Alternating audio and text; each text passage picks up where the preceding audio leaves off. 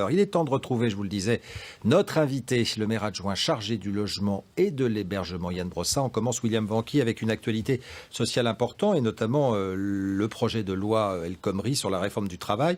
Il y a une pétition qui dépasse presque les 1 million sur Internet et puis il y a une manifestation mercredi. Oui, manifestation mercredi qui va marquer la semaine à venir. Question toute simple, Yann Brossat, serez-vous dans la rue mercredi aux côtés des syndicats, des étudiants également ? Bien sûr, je ferai partie de cette mobilisation parce que, comme beaucoup de Français, je suis scandalisé par cette loi sur le travail qui va massivement précariser les salariés. Cette loi, c'est une déclaration de guerre aux salariés de notre pays qui n'avaient pas besoin de ça, en plus de tout ce qu'ils subissent déjà. Donc bien sûr, je participerai à cette manifestation. Il n'y a que des mauvaises choses dans cette loi. Vous demandez son abrogation pure et simple ou est-ce qu'il faut discuter peut-être du contenu ? Je considère que cette loi doit être retirée parce que sa philosophie de départ est complètement à côté de la plaque. Quelle est l'idée du gouvernement avec cette loi ? Au fond, c'est de dire que pour créer de l'emploi, il faut fragiliser, précariser un peu plus les salariés. Ils partent du principe que les salariés de notre pays, au fond, rouleraient sur l'or. La réalité, c'est que ça n'est pas le cas du tout. Les salariés de notre pays, aujourd'hui, sont globalement mal payés. Le salaire médian, c'est 1 700 € en France. Et je ne pense pas qu'on résoudra le problème du chômage en mettant encore un peu plus en difficulté les salariés. Vous parlez de déclaration de guerre, Yann Brossat. C'est quand même étonnant que ce soit sous la gauche qu'on parle de cela, non ? Je ne vous cache pas que je suis effectivement surpris de voir que le gouvernement, aujourd'hui, se conduit en script, enfin en tout cas en appliquant le programme du MEDEF. Au fond, aujourd'hui, c'est le MEDEF au guidon et les ministres qui pédalent derrière. Et je trouve ça très surprenant de la part du gouvernement. Et on ne peut évidemment pas accepter ça quand on est, comme moi, un homme de gauche. Et quand je vois 1 million de personnes signer cette pétition, parmi ce million de gens qui ont signé cette pétition, il y en a beaucoup qui ont voté pour François Hollande et qui aujourd'hui sont exaspérés par cette politique. Alors, 1 million de signataires, des syndicats qui sont à peu près unanimes, des jeunes qui se mobilisent, étudiants, lycéens. On a l'impression que ça inquiète plus le gouvernement, finalement, que l'opposition des partis de gauche. Est-ce que ce n'est pas une forme de désaveu ou de dédain pour les partis de gauche ? Je ne pense pas. En tout cas, ce qui devrait inquiéter ce gouvernement, c'est le divorce entre lui et le peuple de gauche. Parce qu'aujourd'hui, ces signataires, ces gens qui vont se mobiliser, sont des gens qui ont porté la gauche au pouvoir et qui ressentent aujourd'hui un sentiment de trahison terrible. Moi, je crois qu'aujourd'hui, l'heure est venue effectivement de se mobiliser massivement pour faire entendre au gouvernement une autre voix que celle qu'il a l'habitude d'écouter. Vous êtes surpris de ce qui se passe aujourd'hui ? Vous attendiez à ça ? En tout cas, moi, je suis satisfait que le peuple de gauche se réveille et que cette mobilisation ait lieu aussi massive, aussi Non, mais je parlais de la loi. Vous êtes surpris que sous un gouvernement de gauche, finalement, ce soit une loi qu'on s'attendrait plutôt à voir proposée par un gouvernement de droite. C'est certain. Et puis complètement contradictoire avec le discours du Bourget de François Hollande. Je suis surpris, à vrai dire, ça fait déjà quelque temps que le gouvernement a pris ce virage-là. Ce qui est frappant, c'est de voir que plus le temps passe, plus ça s'accélère et plus le gouvernement met le cap à droite. Et je crois qu'on a besoin d'une mobilisation pour remettre un peu les pendules à l'heure. Cette toile est portée par quelqu'un que vous connaissez très bien, Myriam El Khomri. Elle est élue du 18e arrondissement comme vous. Est-ce que ça vous surprend venant de sa part ? Selon vous, est-ce qu'elle fait ça par devoir ou par réelle conviction ? Je ne sais pas. C'est effectivement étonnant de sa part. Vous savez, Myriam El Khomri, j'étais porte-parole d'Anne Hidalgo avec elle pendant la campagne des élections municipales. À l'époque, nous nous opposions à la généralisation du travail dominical. Et la voir aujourd'hui proposer une dérégulation totale du marché du travail qui va fragiliser les salariés, effectivement, c'est un peu surprenant. Et je vais vous dire, moi je suis élu, je suis confronté tous les jours à des gens qui doutent de la politique. Je pense que des revirements comme cela, ça ne fait pas beaucoup de bien à la politique et au lien de confiance entre les responsables politiques et les citoyens. Surprenant et même inquiétant, non ? Sur le revirement des hommes et des femmes politiques ? Inquiétant. En tout cas, moi j'essaye d'être fidèle à mes convictions. C'est ma ligne de conduite et je pense que c'est mieux pour tout le monde. Est-ce qu'on est à un tournant du quinquennat ? Je pense qu'on a surtout une équipe qui est aujourd'hui une équipe finissante et qui ne va pas pouvoir continuer ce quinquennat en tournant systématiquement le dos aux salariés, aux ouvriers, aux employés, aux petits cadres, à tous ceux qui souffrent de cette politique et qui en ont assez. Voilà une transition toute trouvée pour parler de la stratégie future pour l'élection présidentielle à gauche notamment, et le Parti communiste auquel appartient ou est apparenté Yann Brossat. appartient.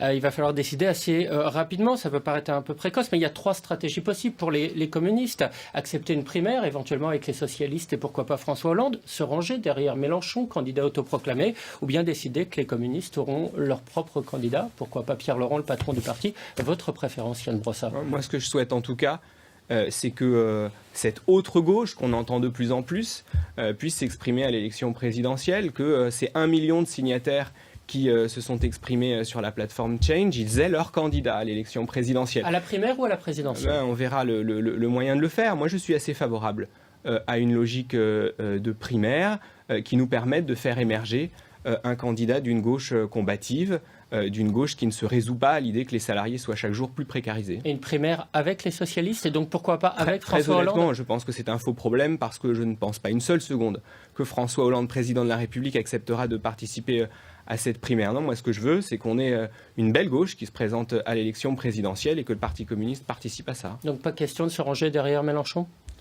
On verra, mais pourquoi est-ce que Mélenchon ne participerait pas à cette primaire? Après tout, ce serait une bonne chose. Moi, je souhaite que Jean-Luc Mélenchon s'inscrive dans un processus plus collectif, parce que quand il fait ça, d'ailleurs, ça lui réussit plutôt bien. On l'a vu à la dernière élection présidentielle. Mais il a dégainé le premier quand même, donc il a une stratégie très personnelle. Il a dit qu'il proposait sa candidature.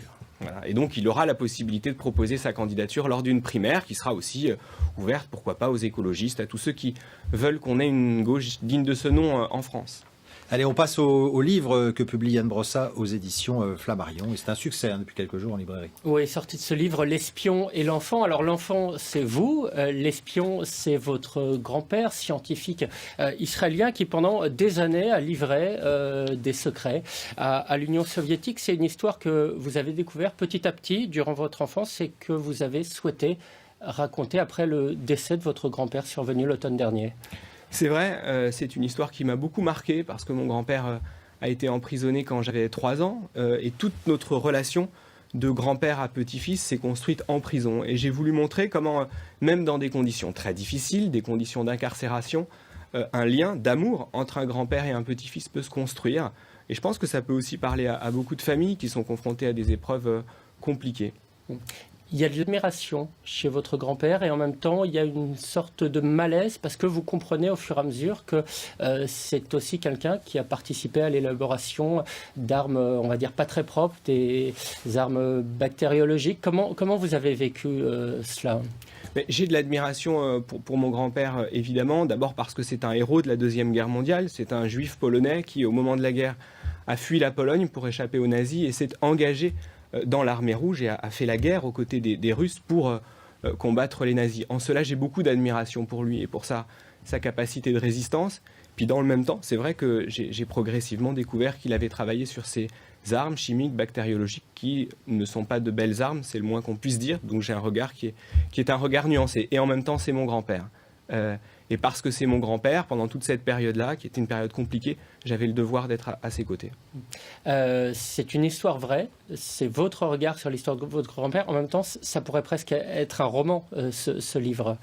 C'est vrai, mais enfin, il se trouve que c'est ma vie et la sienne, et c'est l'histoire de cette relation entre nous qui s'est construite derrière les barreaux et puis après, puisqu'il a fini par être libéré. À quel moment vous avez décidé justement d'écrire ce livre? Parce que c'est un acte solitaire, l'écriture, j'imagine, dans vos activités qui sont nombreuses, il faut pouvoir se recentrer sur soi-même.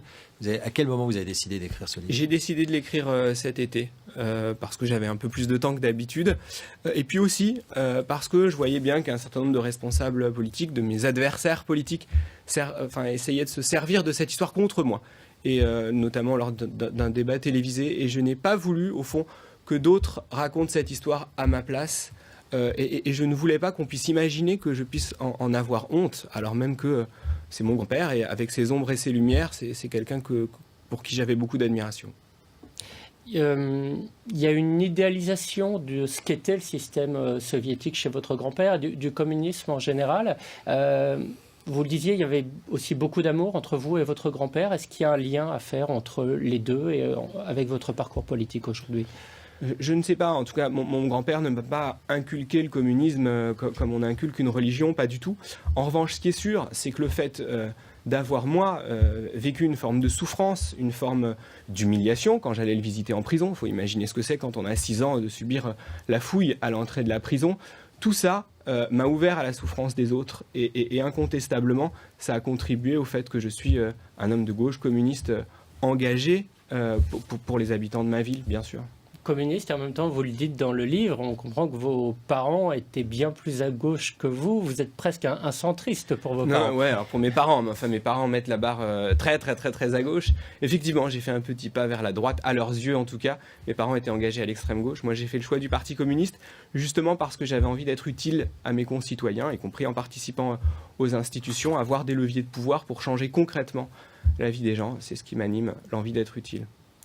Dernière question, vous faisiez allusion à un débat où un adversaire politique a soulevé cette histoire familiale. Est-ce que, en remettant une couche dessus, je dirais, vous prenez pas le risque finalement qu'on caricature un petit peu ce que vous êtes, l'homme politique que vous êtes aujourd'hui, très engagé à gauche? Non, parce que je pense que dans la vie, il faut assumer. Et puis par ailleurs, c'est une histoire qui raconte effectivement un communiste, en l'occurrence mon grand-père, mais dans le même temps, c'est une histoire universelle. C'est l'histoire d'un grand-père et de son petit-fils. Et je pense que ça parle à beaucoup de gens. Parce que cette relation-là, on est nombreux à la connaître. Merci beaucoup Yann Brossat. Je vous laisse votre livre, voilà, le titre, chez Flammarion, L'espion et l'enfant, signé Yann Brossat. Merci à vous. Merci Yann Brossat d'avoir été l'invité Merci. de ce numéro de Samedi Politique. C'est donc la fin de cette édition régionale de la mi-journée. L'actualité continue sur France 3.